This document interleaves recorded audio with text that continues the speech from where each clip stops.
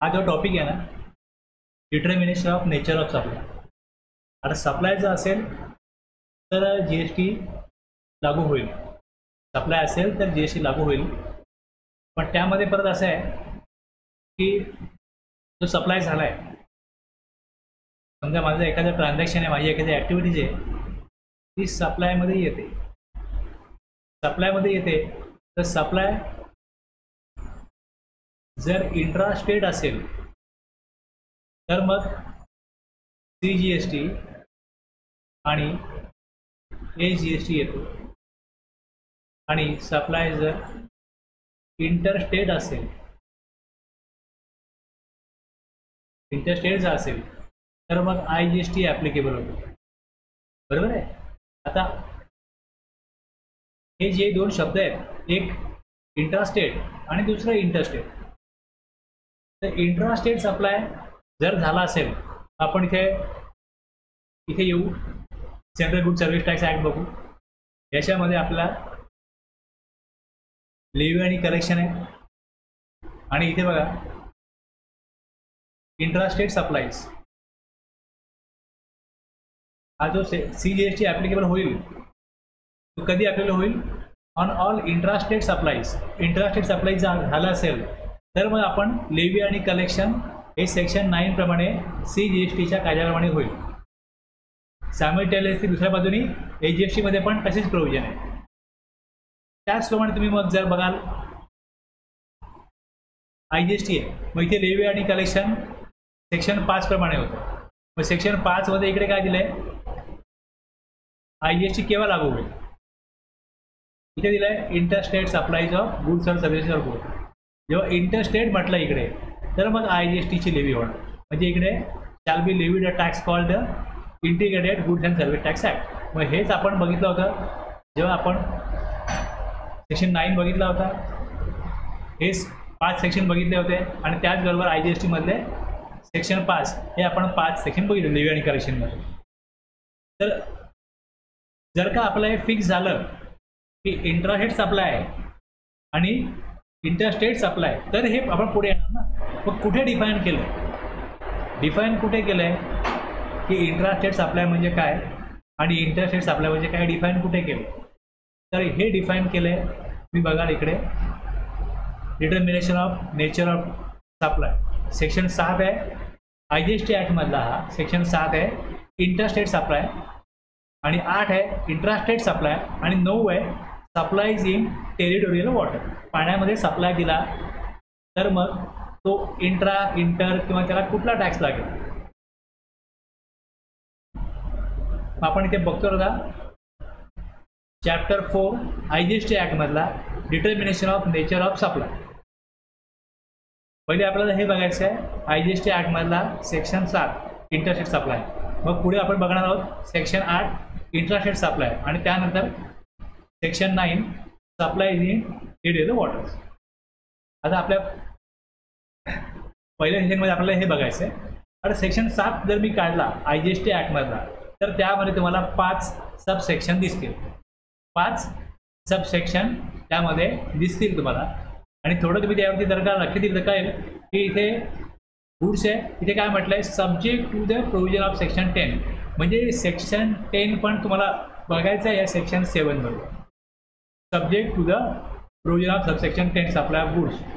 यामध्ये 2 सबसेक्शन जे आहेत हे दिलेले आहेत. आणि खाली तिसरा बघा, यात परत काय दिलं आहे? Subject to the provision of subsection provision section 12. इथे सर्व्हिसेस करता वेगळी प्रोव्हिजन आहे.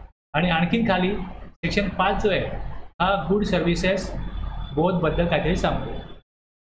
हे 5 सबसेक्शन आपण 1 बाय 1 बघणार आहोत. हे बघायचं 1 बाय 1. आता 7 पहिले मी घेतो जो गुड्सबद्दल आहे. Subject to the provision of section 10 आपण नंतर बघू. आता काय बघायचं आहे आपल्याला? Supply of goods. जर का एखादा व्यक्ती गुड्सचा सप्लाय करत असेल तर पुढे काय दिलं? Where the location of the supplier. म्हणजे जर का मी सप्लायर असेल तर काय बघायचं आहे? Where the location of the supplier and the place of supply are in 2 different states. आता आपल्या देशाची देशाची रचना कशी आहे? त्यामध्ये काही राज्य आहेत, काही युनियन टेरिटरीमध्ये आहेत. मग जर सप्लाय होईल तर त्यामध्ये काय बघायचं, सप्लायरच्या पॉईंट ऑफ व्ह्यू काय बघायचं, तर गुड्सचा सप्लाय गुड्स आहे आणि where the location of the supplier and the place of supply are in 2 different state, 2 वेगवेगळ्या स्टेटमध्ये आहेत. काय दिलं इकडे आपण बघतो इंटरस्टेट सप्लाय, काय बघतोय इंटरस्टेट सप्लाय. जर 2 वेगवेगळ्या, एक युनियन टेरिटरी आहे दुसरा स्टेट आहे, एक स्टेट आहे दुसरं पण स्टेट आहे, एक स्टेट दुसरा स्टेट, किंवा एक युनियन टेरिटरी दुसरी युनियन टेरिटरी, किंवा मग एक स्टेट एक युनियन टेरिटरी, स्टेटमधनं युनियन टेरिटरी किंवा मग युनियन टेरिटरीमधनं स्टेटमध्ये, या 3 जे कॉम्बिनेशन आहेत तेच त्यांनी दिले की लोकेशन ऑफ सप्लायर आणि प्लेस ऑफ सप्लाय. जर सप्लाय गुड्सचा असेल तर shall be treated as a supply of goods in the course of interstate trade or commerce. कशाला म्हणाल तुम्ही इंटरस्टेट सप्लाय ऑफ गुड्स, फक्त गुड्सचाच विषय आहे की ज्या वेळेस लोकेशन ऑफ सप्लायर हे 2 वेगवेगळ्या स्टेटमध्ये आहेत, म्हणजे स्टेट 1 स्टेट 2 मध्ये एकामध्ये काय लोकेशन ऑफ सप्लायर आणि दुसरीकडे प्लेस ऑफ सप्लाय. शॉर्टमध्ये आपण म्हणू लोकेशन ऑफ सप्लायर LOS एका स्टेटमध्ये आणि POS प्लेस ऑफ सप्लाय वेगळ्या स्टेटमध्ये, तेव्हा हा काय होईल इंटरस्टेट सप्लाय. एकदा हे ठरलं का मग लेवी आणि कलेक्शन मग कशाप्रमाणे होईल, आयदर IGST ॲक्ट प्रमाणे होईल, ह्या 3 मधलं कुठलंही कॉम्बिनेशन आलं तर, आणि जर नाही आलं तर मग CGST आणि GST ॲक्ट प्रमाणे होईल. सबसेक्शन 2 काय सांगतो आता याच्यामध्ये, सप्लाय गुड्स आहे, गुड्स इम्पोर्ट केले, import into territory of India, goods import झाले till they cross the custom frontiers of India, shall be treated as supply of goods in the course of interstate trade or commerce. Import of goods कशाला म्हणतात हे define केलं आहे IGST ॲक्टमध्ये section 2 मध्ये clause 10 मध्ये. Import of goods म्हणजे काय, तर गुड्स भारताबाहेरना भारतामध्ये आणणं, from a place outside India, म्हणजे भारताबाहेरना गुड्स भारतामध्ये जेव्हा येतात. आता कस्टमची एक आपली बाउंड्री असते, जसं आपला भूभाग आहे त्याच्यापुढे पाणी आहे, तर जे पाणी आहे भारताबाहेर जे जमिनीच्या पुढे जे पाणी आहे ते कस्टमची एक बाउंड्री आहे, किंवा इथे इथपर्यंत इंडियन कस्टमची हद्द आहे. मग त्या जो कस्टमची जी बाउंड्री आहे till they cross the custom frontier of India, जसे ते त्या कस्टमच्या बाउंड्रीमध्ये आले का ते इम्पोर्ट झाले असं म्हणता येईल, ते गुड्स इम्पोर्ट झाले from a place outside India bringing into India. आता इंडिया कुठे आहे, तर कस्टमची जी बाउंड्री आहे इथे काय दिलं आहे, सप्लाय ऑफ गुड्स, गुड्सचा सप्लाय जेव्हा होतोय आणि गुड्स एखादा टॅक्सपेअर इम्पोर्ट करतो आणि जर ते कस्टम फ्रंटियर ऑफ इंडियामध्ये जर टिल दे क्रॉस, जसं ते क्रॉस करतील ते इम्पोर्ट झालं आणि त्याला इंटरस्टेट सप्लाय म्हटलं जाईल. ही 2 जी आपण बघितली 7.1 आणि 7.2 मधली, या 2 ॲक्टिव्हिटीज आहेत किंवा ही 2 जी ट्रान्झॅक्शन्स आहेत ही काय होतील इंटरस्टेट म्हणून समजले जातील. आता ज्या वेळेस गुड्स इम्पोर्ट होतात मग ते जमिनीवरनं हो, मग ते विमानातनं गुड्स येऊ किंवा मग बोटीत नाही, कुठल्याही मार्गाने गुड्स आले तर जिकडे कस्टम कंट्रोल आहे त्या कस्टम कंट्रोलमध्ये ते गुड्स जातील आणि कस्टममध्ये मग त्याच्यावरती इंटरस्टेट सप्लाय झाला म्हणून मग त्याच्यावरती IGST जो आहे हा कस्टममध्येच घेतला जातो. कस्टम ड्युटी पण लागेल कस्टमच्या कायद्याप्रमाणे, त्या लॉप्रमाणे कस्टमच्या, आणि दुसरं त्याच्यावरती IGSTची पण लेवी होईल. आणि जशी IGSTची लेवी होते त्याचा पुढचा इफेक्ट काय होतो,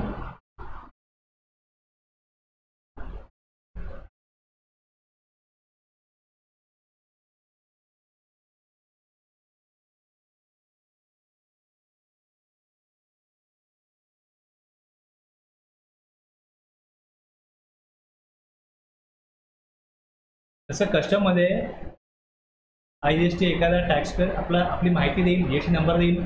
त्यानंतर जर एखाद्याने GST भरला असेल कस्टममध्ये, गुड्स इम्पोर्ट केले असतील,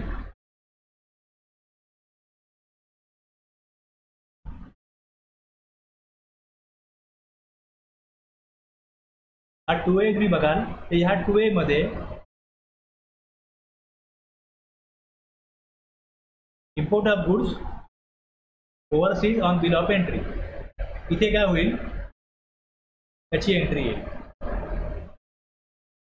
लक्षात घे, बराच वेळा काय होतं माझ्याकडे काय अशी कामं आहेत ते लोक काहीतरी इम्पोर्ट करतात, बिझनेस करतात, कोणी मशीन इम्पोर्ट केले, मशीनचा एखादा पार्ट गेला तर तो भारतामध्ये मिळत नाही, ते इम्पोर्ट करतात. तो इम्पोर्ट जसा करणार तिथे एंट्री येते. मला कळतं त्यांनी त्याचे पार्ट्स मागवलं, विचारल्यावर सांगतात ते आम्ही पार्ट्स मागवला होता आणि तो आम्ही एजंट थ्रू कलेक्ट केलेला आहे, तर इथे एंट्री येणार. आता जशी इथे एंट्री येणार याचं इनपुट टॅक्स क्रेडिट मिळेल की नाही मिळेल.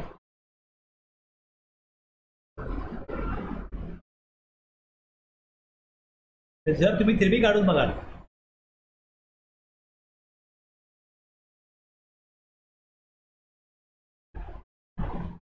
तो 2A येईल, 2Bत पण येईल. तर 2Bत पण आल्यानंतर मग त्याच्यानंतर इथे इलिजिबल ITC आहे. इलिजिबल ITC मध्ये इम्पोर्ट ऑफ गुड्स आहे, IGST इकडे येईल. म्हणजे जर गुड्स इम्पोर्ट झाला तर त्याच्यावरती IGST लागू होईल आणि त्याप्रमाणे तो परचेज केला आहे त्याचा ITC अवेलेबल असेल. म्हणजे ITCचे जे सेक्शन 16, 17, 18 सेक्शन जे आहेत त्यातले आणखी नियम पण आहेत. त्या नियमानुसार इलिजिबल क्रायटेरियानुसार त्याचा ITC जर तो घ्यायला इलिजिबल असेल तर तो घेईल, जर नसेल तर खाली B पार्ट आहे. ITC अवेलेबलमध्ये कस्टममध्ये जर का ITC तिकडे जर का GST जमा करून घेतलेला आहे तर त्याचा ITC इकडे ऑटो अपडेट होईल. ऑटो अपडेट झाला तरी पुढे B मध्ये काय म्हटलं आहे ITC रिव्हर्स. जर एखाद्याने बिझनेस पर्पज एखादी वस्तू मागवली असेल किंवा नसेल त्यालाच माहिती आहे, कस्टमरमध्ये माहीत नाही ना. कस्टमरमध्ये तुम्ही GST नंबर दिला का ते IGST जमा करून घेतात आणि त्याप्रमाणे त्याची इन्फॉर्मेशन GST पोर्टलला कम्युनिकेट होते आणि त्यानुसार तो इथे काय होतो ऑटो पॉप्युलेट होतो.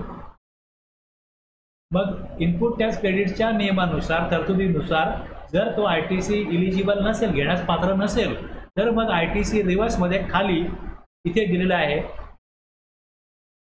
सेक्शन 17(5) मध्ये काय केलं आहे, कुठला ITC घेता येत नाही दिलंय, त्यात तो येत असेल. किंवा जर बिझनेस करतात ते गुड सर्व्हिस घेतले नसतील तर तो ITC घेता येत नाही. म्हणजे इलिजिबल क्रायटेरियामध्ये तो पात्र होत नाही. मग खाली इथे अमाऊंट टाकायची तेवढी, म्हणजे इथे A मध्ये ITC अवेलेबल आणि B मध्ये ITC जो घेता येणार नाही त्याची A - B करून इलिजिबल ITC इथे. ओके,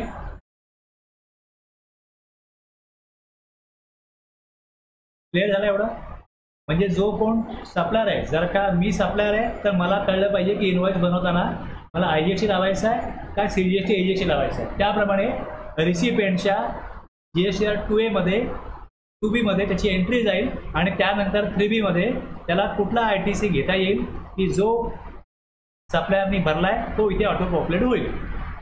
त्यामुळे इकडे बघा जेव्हा इम्पोर्ट ऑफ गुड किंवा इम्पोर्ट ऑफ सर्व्हिस आहे त्यावरती IGST येतो, CGST येत नाही. त्यामुळे इथे काही भरता येत नाही, हे कॉलम ॲप्लिकेबलच नाही आहे. इंटरस्टेट सप्लाय आहे, import of goods import of service हा इंटरस्टेट सप्लाय असल्या कारणाने तिकडे CGST येणार नाही, तिकडे येणार नाही आहे सेंट्रल टॅक्स किंवा स्टेट फ्युल टॅक्स. त्यामुळे ते कॉलम इथे भरता येत नाहीत. भरता काय येईल, फक्त इंटिग्रेटेड टॅक्सवालाच कॉलम भरता येईल.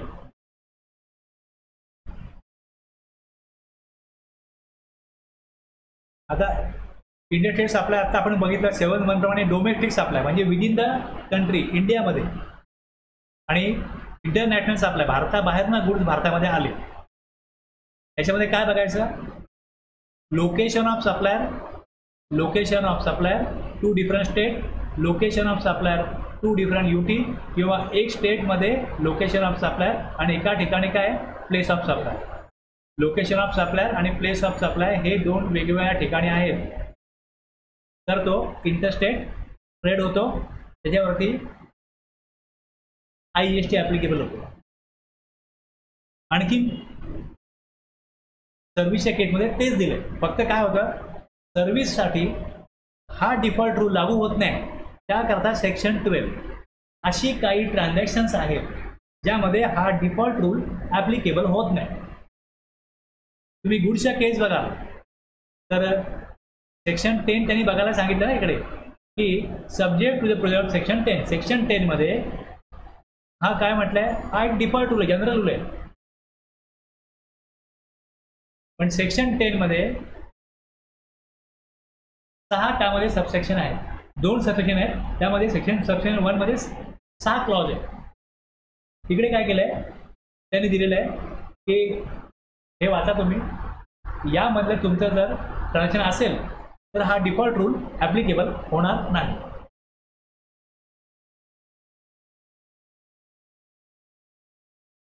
दिसतंय इकडे प्लेस ऑफ सप्लाय सेक्शन 10 मध्ये हे 2 सबसेक्शन आहेत ना 2, आणि या 1 मध्ये क्लॉज ABCCA आणि पुढे D आणि E हे 6 क्लॉज जे आहेत, यामध्ये लोकेशन ऑफ सप्लायर आणि प्लेस ऑफ सप्लाय त्यांनी दिलेलं आहे। तर इथे जरी काय दिलं आहे, प्लेस ऑफ सप्लाय गुड्स जर तुम्ही काढायला जाल तर यामध्ये तुमचं ट्रान्झॅक्शन जर या प्रकारचा असेल तर मग हा डिफॉल्ट रूल लागू होणार नाही। सेम जसं दिलं इकडे सर्व्हिसला पण तसंच आहे, सप्लाय ऑफ सर्व्हिस जर असेल, लोकेशन ऑफ सप्लायर आणि प्लेस ऑफ सप्लाय, म्हणजे इथे LOS आणि इथे POS हे 2 डिफरंट स्टेटमध्ये आहेत, स्टेट 2 डिफरंट UT मध्ये आहेत, किंवा एक स्टेट आहे आणि एक UT आहे, म्हणजे लोकेशन ऑफ सप्लायर स्टेटमध्ये किंवा लोकेशन ऑफ सप्लाय UT मध्ये आणि मग प्लेस ऑफ सप्लाय स्टेटमध्ये। LOS आणि POS हे वेगवेगळ्या ठिकाणी आले तर सप्लाय ऑफ सर्व्हिसेस काय असतील, इंटरस्टेट, तिकडे पण IGST सर्व्हिसला त्या ॲप्लिकेबल होईल। पण हा डिफॉल्ट रूल लागू होणार नाही। सेक्शन 12 मध्ये त्यांनी काही ट्रान्झॅक्शन दिलेली आहे, सेक्शन 12 मध्ये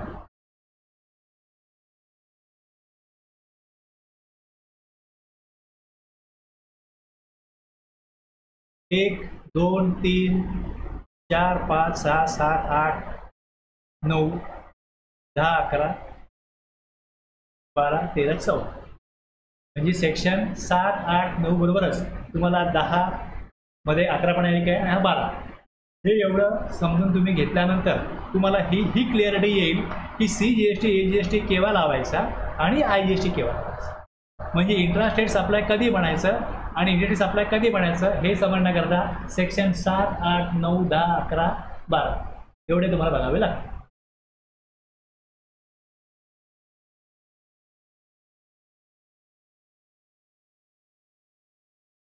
जसं गुड्स इम्पोर्ट होतील तसं supply of service imported into territory of India shall be treated to be as supply of services in the, हे कुठलं होईल, इंटरस्टेट ट्रेड। सर्व्हिस पण याच प्रकारे, सर्व्हिस इम्पोर्ट केली हे कसं म्हणता येईल, सर्व्हिस इम्पोर्ट झाली हे कसं म्हणता येईल, गुड्सला कसं आहे, गुड्स भारताबाहेरना भारतामध्ये आले, तसं सर्व्हिस इम्पोर्ट केली, supply of any service where, तिथे supplier of service is located outside India, recipient of service is located in India आणि place of supply of service is in India. आलं लक्षात, हे जर 3 होत असेल तरच import of service. Import of service define कुठे केलं आहे, सेक्शन 2 मध्ये क्लॉज 11 मध्ये IGST ॲक्ट। ज्या वेळेस आपण हे म्हणतो की supply of service imported into, आता इम्पोर्ट जर सर्व्हिस केलेली आहे तर सप्लायर हा भारताबाहेर आहे, रिसिपियंट हा भारतामध्ये आहे आणि place of supply of service हे भारतामध्ये आहे।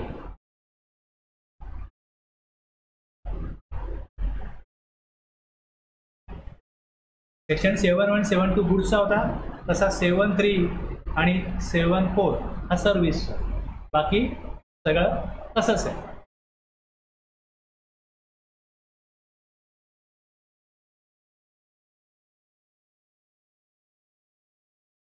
7.5 महत्त्वाचं आहे बघा, कसं आहे, गुड्स किंवा सर्व्हिस किंवा दोन्ही काही असो, गुड्स किंवा सर्व्हिस किंवा दोन्ही काही असो, ज्यावेळेस Wien the supplier is located in India,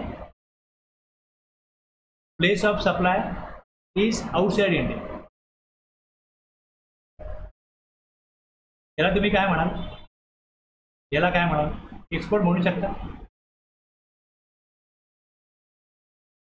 goods किंवा सर्व्हिस भारताबाहेर दिले गेले place of supply outside India आहे आणि supplier is located in India. भारताबाहेर जेव्हा तुम्ही एक्सपोर्ट ऑफ गुड्स म्हणाल तेव्हा कसं आहे, taking goods out of India to a place outside India, म्हणजे याची कस्टममध्ये एंट्री होईल की गुड्स भारताबाहेर चालले, कस्टममध्ये हे रेकॉर्ड होईल एक्सपोर्ट गेले भारताबाहेर. आलं लक्षात ना. ज्या वेळेस गुड्स भारताबाहेर पाठवायचे असतात आणि जर तुम्ही GSTR 1 फाईल कराल, GSTR 1 फाईल कराल तर ते दाखवायचे कुठे, हे जे ट्रान्झॅक्शन आहे की जर एक्सपोर्ट होते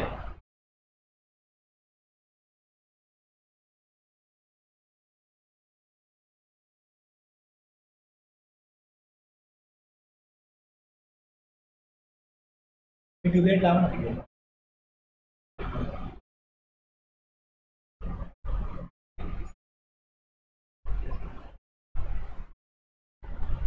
तीन नंबर लास्ट लास्ट लास्ट.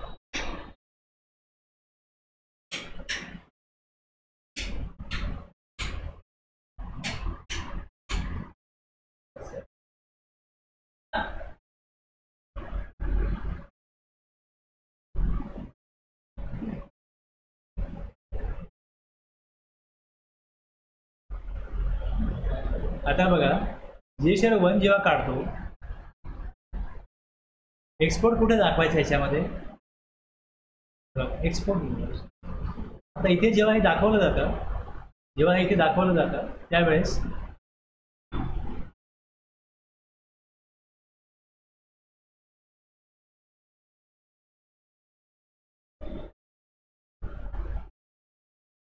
ती बिल ऑफ एंट्री बनते, त्याचा पोर्ट कोड काय हे येतं, कुठल्या पोर्टमधनं गेलं आणि मग कुठे गेलं हे माहिती जी आहे यामध्ये येते.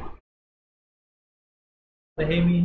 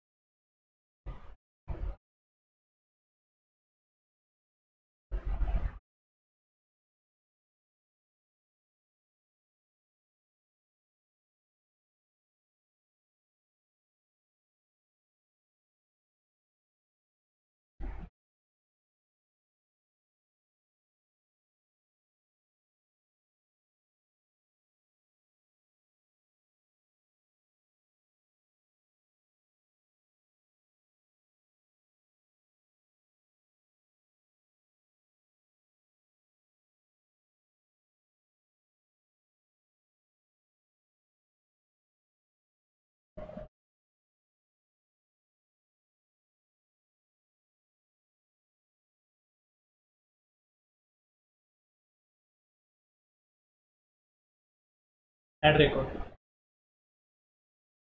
आहे ना, port code, shipping bill date, हे कस्टमशी मॅच झालं. हा डेटा आईस गेटशी जे टोटल आहे कस्टमचं त्याशी मॅच झालं.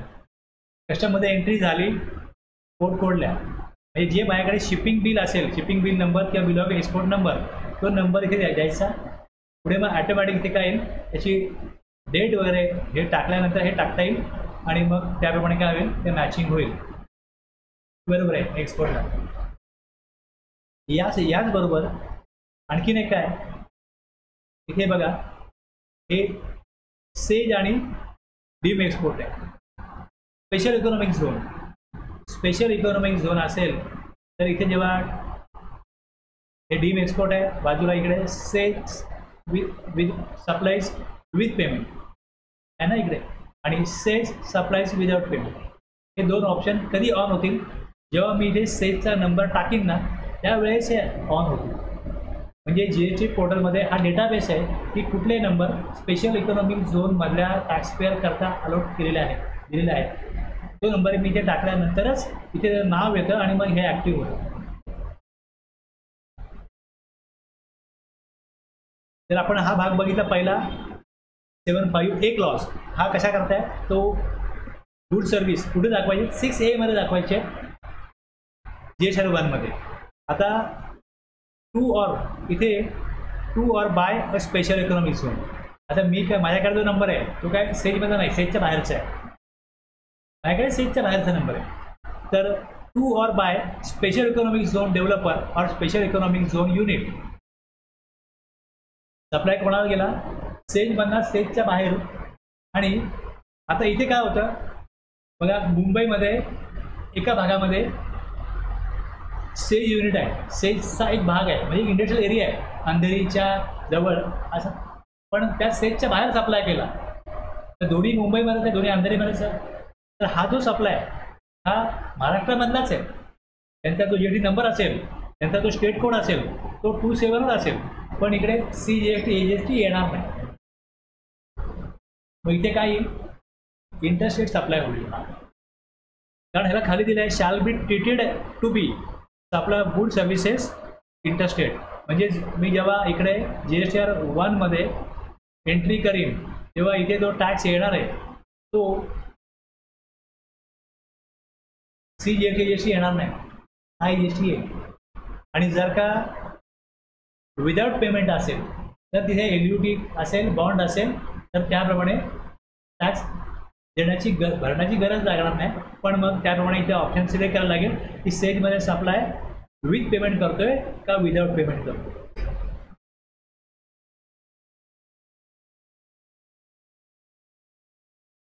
आणखीन असं ट्रान्झॅक्शन की जे इंट्रा स्टेटमध्ये कव्हर केलेलं नाही in the taxable territory, supply झालेला आहे गुड सर्व्हिसेस किंवा दोन्हीचा in the taxable territory, not being and intra state supply and not covered elsewhere in this section.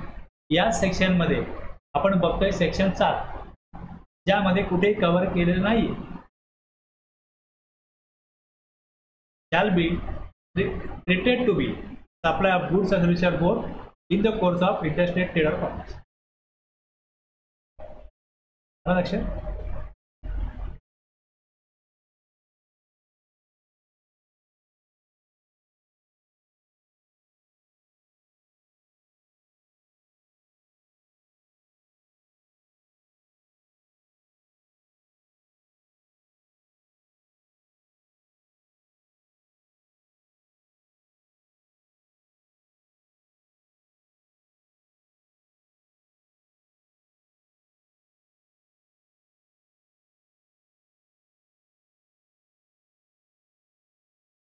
Export of good जसं आहे तसं एक्सपोर्ट ऑफ सर्व्हिस.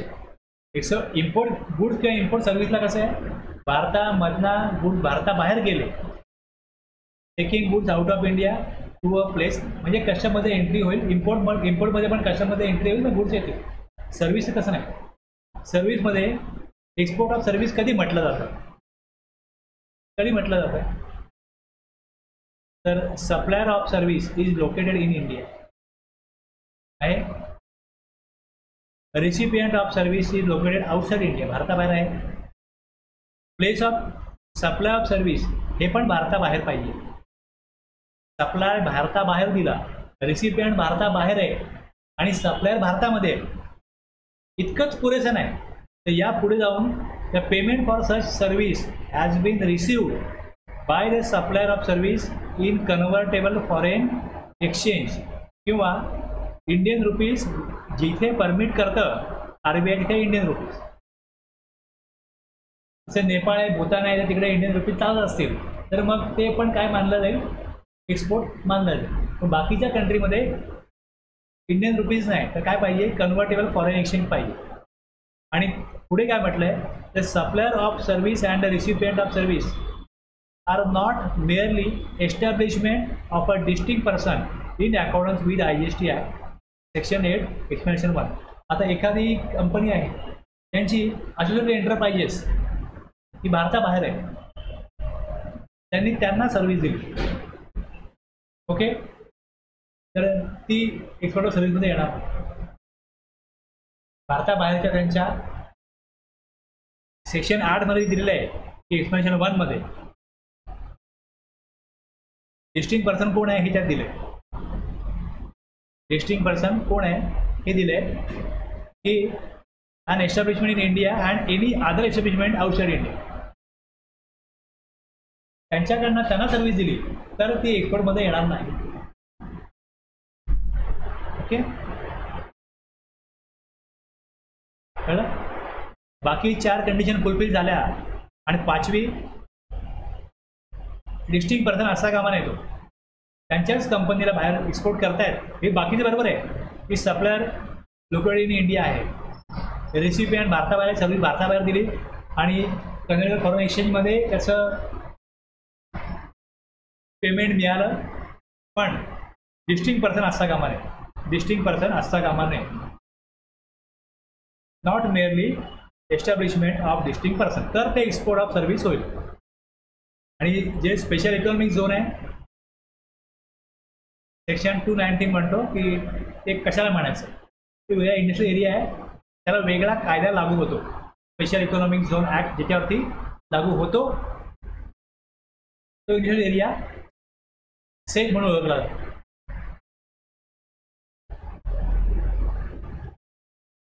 आपण काय बघितलं आता सेक्शन 7(5)A मध्ये supplier is located in India and place of supply is outside India. 7(5)B मध्ये काय बघितलं, supply to or bye says. आणि 7(5)C मध्ये काय म्हणतं की not covered anywhere in this section, इथे कुठे कवर नाही झालं ते काय असेल, इंटरस्टेट सप्लाय असेल. सेक्शन 7 तुम्हाला काय क्लिअर करून देतो की इंटरस्टेट सप्लाय ऑफ गुड्स आणि सर्व्हिसेस तुम्ही केव्हा ट्रेड कराल, किंवा त्याला तुम्ही IGST हा जो आपण ॲप्लिकेबल करतो तो कधी करायचा ॲप्लिकेबल. सेक्शन 8 मध्ये 2च आहेत, सबसेक्शन 2च आहेत. आणि याच्या खाली काय प्रोव्हिजन आहे, त्याच्या खाली 2 एक्सप्लेनेशन आहे. यात दिलंय intrastate supply of goods, supply of goods where the location of the supplier and the place of supply of goods are in the same state or UT. Same state मध्ये location of supplier आणि place of supply जर असेल तर CGST AGST shall be treated as sub intrastate sub. यात काही गुंतागुंत नाही. आता जसं आपण बघितलं वरती की अंधेरीमध्ये सप्लाय केला, पण अंधेरीमध्ये सेजचा जो एरिया आहे तिकडे सप्लाय केला तर तो ह्या नियमाप्रमाणे काय होईल, ह्या सेक्शनप्रमाणे काय होईल, लोकेशन ऑफ सप्लायर आणि प्लेस ऑफ सप्लाय सेम स्टेटमध्ये आहे. पण मग तो सप्लाय इंटरस्टेट सप्लाय असेल का, नसेल ना. मग तेच त्यांनी खाली दिले, provided that the following supply of goods shall not be treated as interstate supply. Same स्टेटमध्ये आहे पण सेजमधनं किंवा सेजमध्ये सप्लाय करत असेल तर तो इंटरस्टेट सप्लाय नसेल. म्हणजे हे पण क्लिअर करणं गरजेचं आहे ना. सेक्शन 7 सांगतो की सेजमध्ये सप्लाय केला किंवा सेजमधनं सेजच्या बाहेर सप्लाय केला तर तो इंटरस्टेट सप्लाय आहे.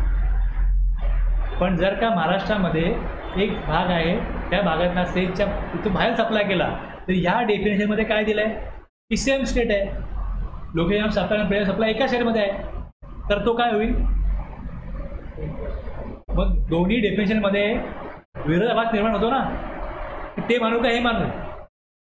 म्हणून खाली दिलं आहे की इथे अपवाद काय याच्यामध्ये, provided that the following supply of goods shall not be treated.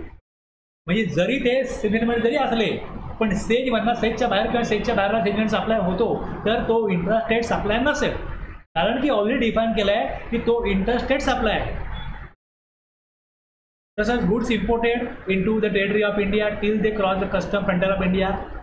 तसंच जे supplies made to a tourist refer to in section 15, टुरिस्टचा सप्लाय केला. टुरिस्ट, आता टुरिस्ट हा शब्द दिला, टुरिस्ट कोण आहे हे त्यांनी सांगितलंय. तुम्हाला हे 2 क्लिअर झाले ना. जे IGSTवर त्यांनी दिले आहे तिथे आपल्याला विरोधाभास निर्माण होऊ नये, क्लिअरिटी राहावी म्हणून ते अपवाद करून बाहेर काढले की बाई हे नाही आहे, हे 2 ट्रान्झॅक्शन इंटरस्टेटमध्ये येणार नाही. आणि तिसरं काय दिलं आहे की टुरिस्ट जे आहेत for the purpose of this section the term tourist explanation to section 15 IGST ॲक्टमधलं हे सांगतं की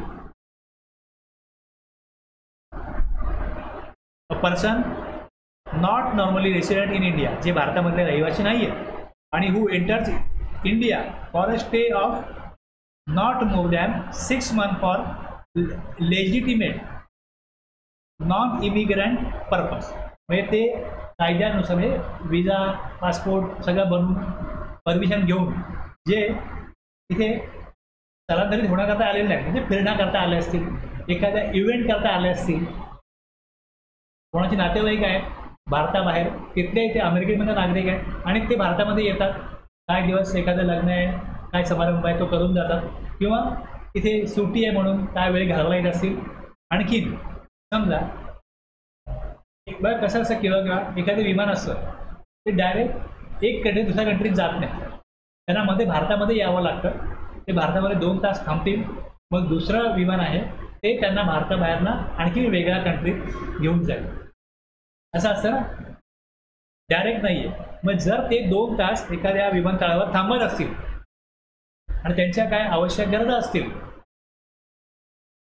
त्यांनी विमानतळावरती जी दुकानं असतील तिकडनं काय परचेस केलं तर त्यावर टॅक्स कुठला लावणार.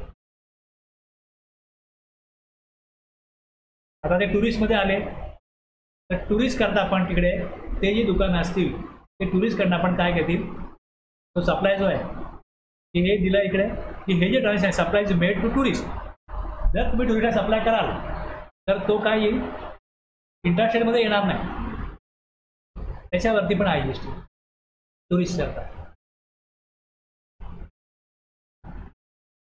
म्हणजे कोण फिरायला आले असतील, एखाद्या टूर कंपनी असेल भारतामधली, त्याने त्यांना बोलवलं आहे, त्याच्या सर्व त्यांना अरेंज केले, त्यांना वेगवेगळी स्थानं भारतात बघतील आणि जातील. मग त्यांच्याकडनं जे चार्जेस घेतले जातील त्याच्यावर तो GST येईल, तो कुठं लावायचा, CGTDC येईल का IGST येईल. मग याप्रमाणे हे ट्रान्झॅक्शन्स हे इंटरस्टेटमध्ये येणार नाही, त्याच्यावरती काय घ्यायचं, IGST घ्यायचं. एक्सेप्शन काय, सेजमध्ये सप्लाय केला exception, import into territory of India आणि टुरिस्टला सप्लाय केला तर हे इंटरस्टेट सप्लाय असेल. Same state same UT intrastate, आणि हे बाकीचे हे 3 आहेत ते अपवाद आहेत. सप्लाय ऑफ सर्व्हिस असेल याला पण तसंच आहे की लोकेशन ऑफ सप्लायर आणि प्लेस ऑफ सप्लाय, हे 2 सेक्शन वेगवेगळे का दिले, कारण की हा जनरल रूल ॲप्लिकेबल होणार नाही सेक्शन 12 मधल्या काही कलेक्शन करता. आणि इथे गुड्स करता अपवाद दिलेला आहे की हा नियम लागू होणार नाही, सेक्शन 10 मधल्या ती तरतूद तिकडे केलेली आहे, त्याला हा नियम लागू होणार नाही. त्याला एवढं क्लिअर.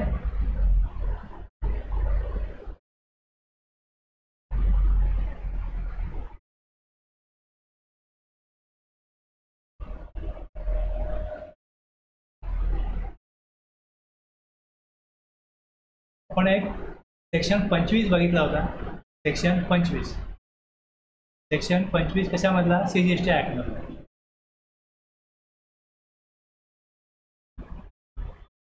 याच्यामध्ये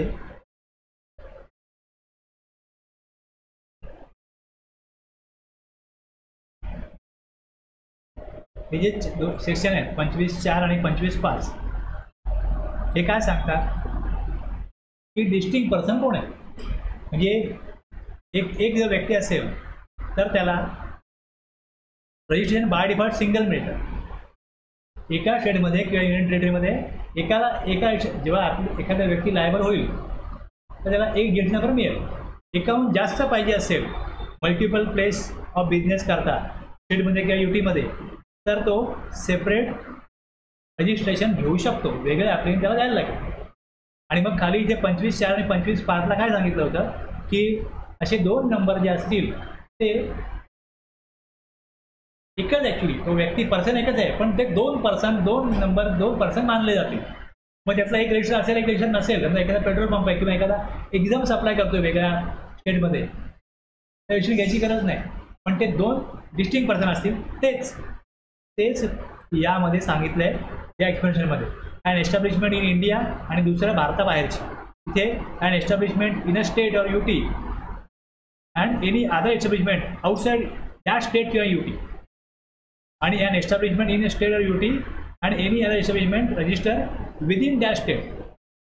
दोन वेगवेगळ्या स्टेटमध्ये डिस्टिंक्ट, देशाबाहेरचं पण डिस्टिंक्ट, सेम स्टेटमधले UP मधले पण दोन वेगवेगळे नंबर हे डिस्टिंक्ट पर्सन असतील.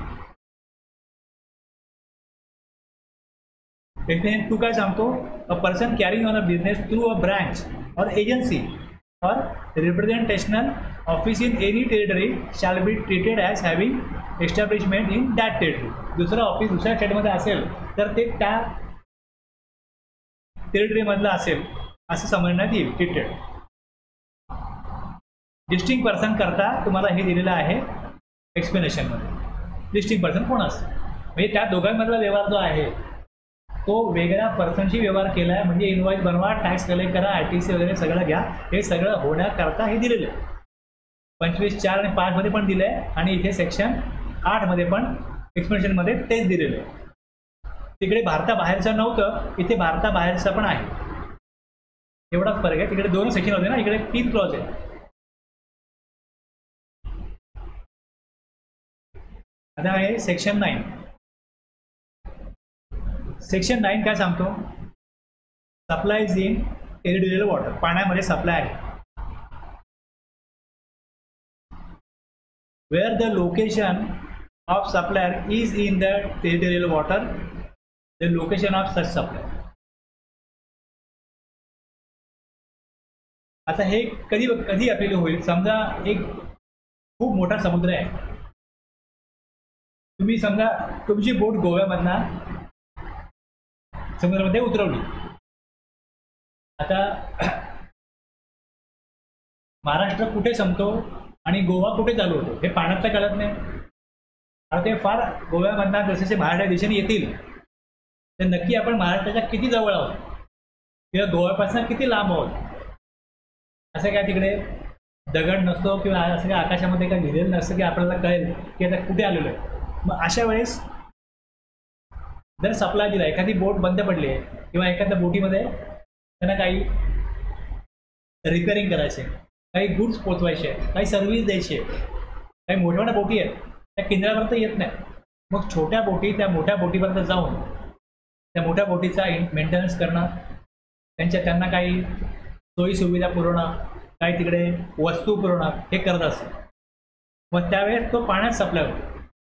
सप्लाय कुठे आहे, त्या टेरिटोरियल वॉटरमध्ये आहे आणि लोकेशन ऑफ सप्लायर जे असेल हे जर टेरिटोरियल वॉटरमध्ये आहे तर मग लोकेशन ऑफ सच सप्लायर काय असेल.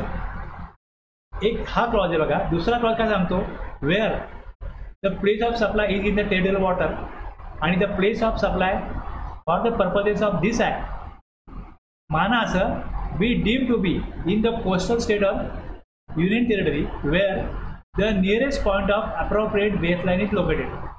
जवळ कुठलं राज्य पाण्यामध्ये सप्लाय येतो, जवळ काय गोवा आहे का महाराष्ट्र आहे हे जर क्लिअर होत असेल तर. पण असं खोल समुद्र आहे जिकडनं कळत पण नाही की जवळ काय दिसतंय. मला जवळ महाराष्ट्र पण दिसत नाही आणि जवळ मला गोवा पण दिसत नाही. नियरेस्ट पॉईंटच नाही तर काय करणार तुम्ही, सप्लाय कुठे झाला. आलं लक्षात. खाली बघा एक एक्झाम्पल बघा आहे. Suppose a person A supplies container of water bottles, पाण्याच्या बाटल्या दिल्या, to a hotel situated at the Arabian Sea near Goa. आता इथे गोव्यात जवळ आहे ते, त्या प्लेस ऑफ सप्लाय काय होईल, ते गोव्यात जवळ आहे. म्हणजे त्याचा जो क्लॉज बी आहे की मानलं जाईल की जो nearest point of the appropriate base line कुठे आहे, गोव्यात जवळ आहे. हे जर क्लिअर होत आहे तर सप्लाय गोव्याचा. म्हणजे मी जर सप्लायर महाराष्ट्रातला असेल तर मी गोव्यात सप्लाय केला आणि गोव्यामधला जाण्याचा सप्लायर तो, तर मग तो काय होईल, इंट्रास्टेट सप्लाय होईल. महाराष्ट्रामधला सप्लायर आहे त्यांनी जाऊन सप्लाय कुठे केला, बेस लाईन गोवा दिसते, मग तिकडे IGST येईल, मग तो सप्लाय काय इंटरस्टेट येईल. सप्लाय पाण्यात आहे पण जिकडे सप्लाय दिला जातोय तिथून बेस लाईन कोणाची दिसते, मग तिकडे प्लेस ऑफ सप्लाय गोवा झाला.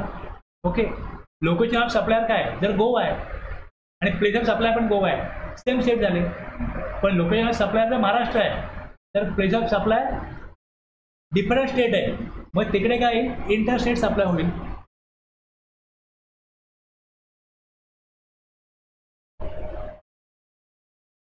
Consider a case where a ship is moored off, तिकडे नांगर टाकलाय त्या जहाजाने एका ठिकाणी कोस्ट ऑफ कोची, केरळाजवळ आहे. ओके, कोची जी आहे केरळाजवळ, needs a replacement of a crucial part.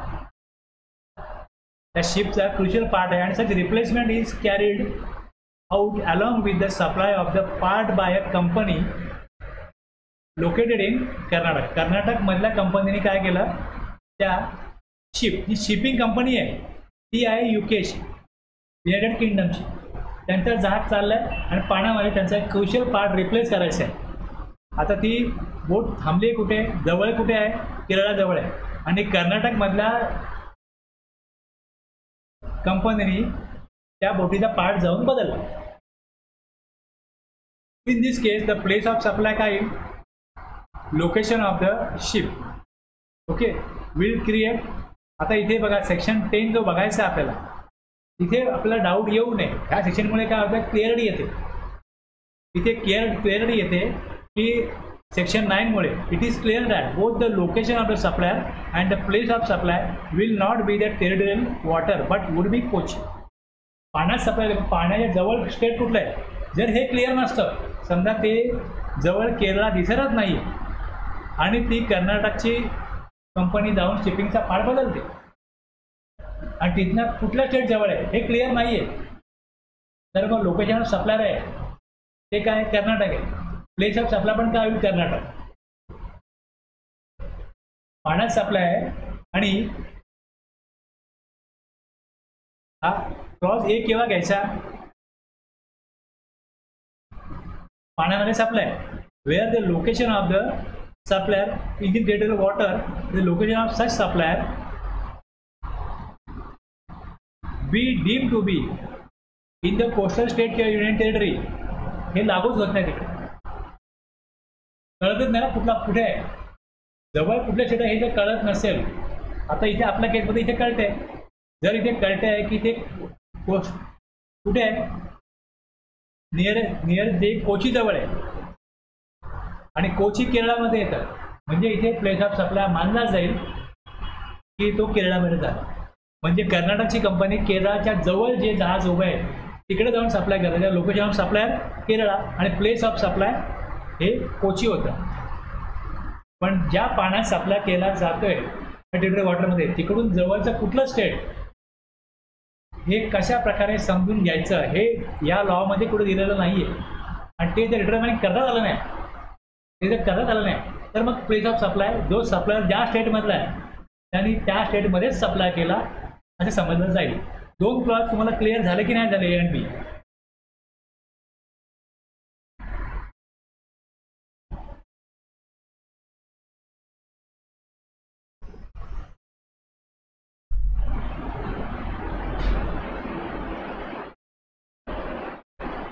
आता हे एवढं तुम्हाला क्लिअर झालं तर तुम्हाला सेक्शन 10 मध्ये गुड्सच्या काय केसेस आहेत ते आता बघायचे.